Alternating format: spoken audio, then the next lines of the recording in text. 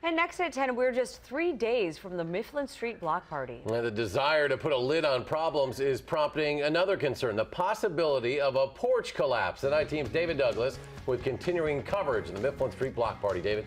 Yeah, Eric, the street won't be shut down this year, which means if you want to party, you've got to pack into a house or yard. Some fresh air out on a balcony might sound nice, but not if too many people have the same idea. This was originally one of the hottest spots to live in Madison. These were single-family dwellings. The luster has long worn off on most of Mifflin Street. What were once among the city's grandest homes are now low-rent student apartments. The wear is starting to show, especially on the balconies. And we're certainly worried about them collapsing. Madison Police Lieutenant Dave McCall worries about them being packed well beyond capacity. It's happened before on Mifflin, and the same kind of crowding contributed to catastrophic results in Chicago.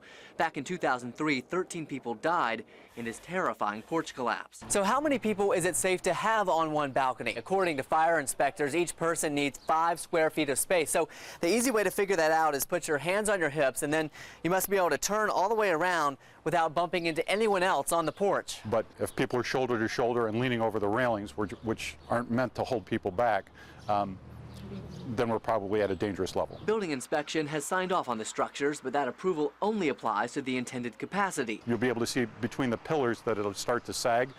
Then we will go and approach those right away because he says that's a precursor for it falling. I know both us and our neighbors are having people over. Students we spoke with are well aware of the risk and plan to limit it, making sure what goes up does not come crashing down. We're trying to make sure that the houses are going to be less occupied and the people that will be inside it will be able to be controlled by the residents themselves.